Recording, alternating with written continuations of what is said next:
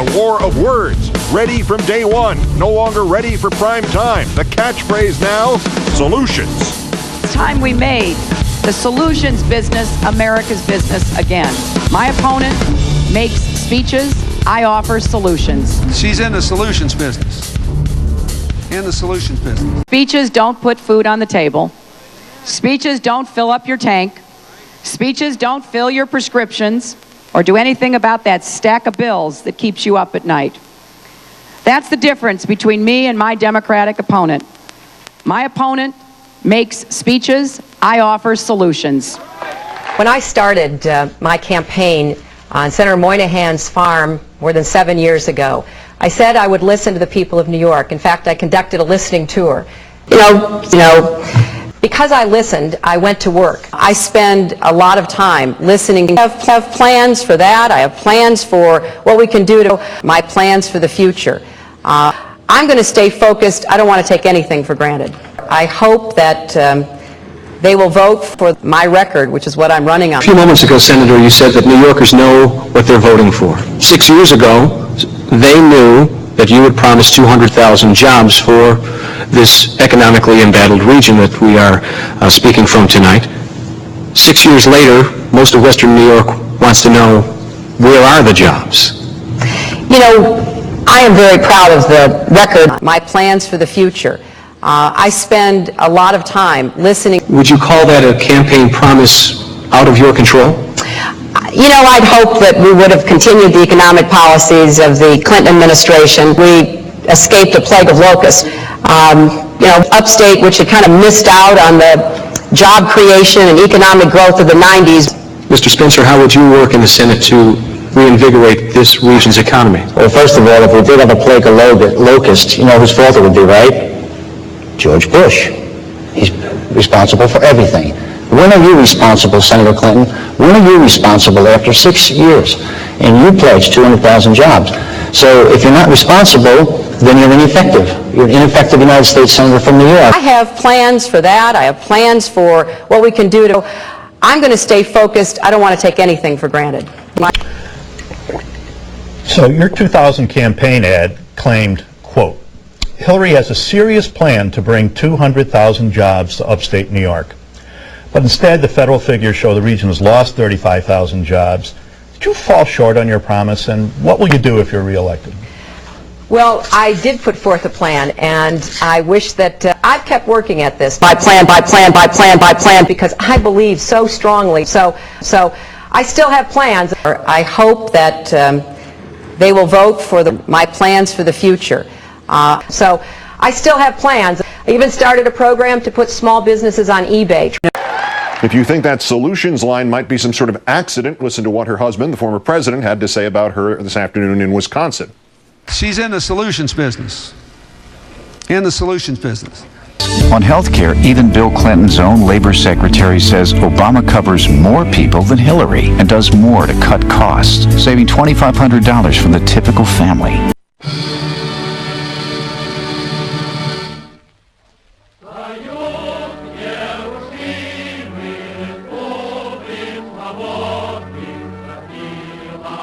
Let's look at health care, another contrast between you and Senator Obama. He's been pressing that case this weekend. The key difference, as you point out, is you would require everyone to have health insurance. You believe that will get to universal coverage. He would not. Here's what Senator Obama said about that in the debate. You can mandate it, but there's still going to be people who can't afford it. And if they cannot afford it, then the question is, what are you going to do about it? Are you going to fine them? Are you going to garnish their wages? You didn't get the chance to answer that question in the debate. What is the answer to those two questions? Will you have fines for people who don't buy health care, don't go by the mandate? Will you garnish their wages? With respect to how do you get people to do it, I find this somewhat bewildering. About 20% of the people who don't have health insurance in America today could well afford it, even at the cost that it is, which is exorbitant. So what we've got to do is have shared responsibility. Everybody has to pay something. Let me interrupt you there, because the other night at the debate you said that you and Senator Edwards bit the bullet on this question of mandates. And Senator Edwards was quite clear in his plan. He said if people still didn't buy the insurance, their wages would be garnished. And I still haven't heard.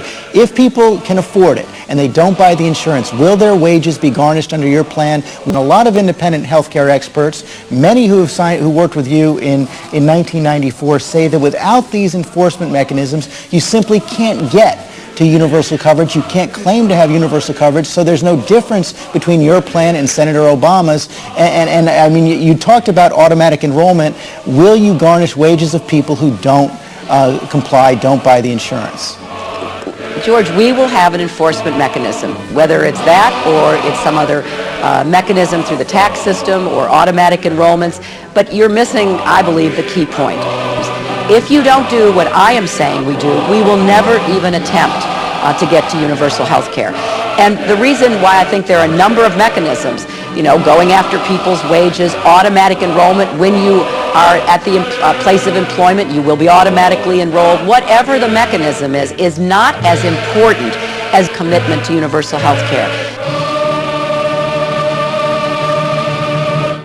My 2 cents worth, and I think it is the 2 cents worth of everybody who worked for the Clinton administration health care reform effort of 1993 to 1994, is that Hillary Rodham Clinton needs to be kept very far away from the White House for the rest of her life. Heading up health care reform was the only major administrative job she has ever tried to do, and she was a complete flop at it. She had neither the grasp of policy substance, the managerial skills, nor the political smarts to do the job she was then given. And she wasn't smart enough to realize that she was in over her head and had to get out of the healthcare czar role quickly. There is no reason to think that she would be anything but an abysmal president. J. Bradford DeLong, Professor of Economics, Berkeley. Clinton administration veteran. You have to decide whether the inspiration of speeches is more important than the impact of solutions, because she has always been in the solutions business. And she thinks America works better when we're in the solutions business. The job which we should have done, which should have been our primary focus to find, bin Laden. Mr. bin Laden used to live in Sudan. He was expelled from Saudi Arabia in 91 and he went to Sudan. And we did it. They released him. At the time, 96, he had committed no crime against America, so I did not bring him here because we had no basis on which to hold him. Though we knew he wanted to commit crimes against America. I did not bring him here, though we knew he wanted to commit crimes against America. Secretary of State Madeleine Albright said, well, if we bomb Afghanistan now, it's not a good time to bomb Muslims. It'll essentially blow up the Middle East peace process and doom any chances President Clinton has of winning the Nobel Prize for Peace. I was delighted when Jimmy Carter won the Nobel Peace Prize because I thought he earned it, and I thought it was great because he got it as much for what he did after office as when he was in office. Bill Clinton is still campaigning for the Nobel Peace Prize. I remember exactly what happened. Bruce Lindsay said to me on the phone, "We'll guide a second plane is at the tower." And I said, "Bin Laden did this." That's the first thing I said.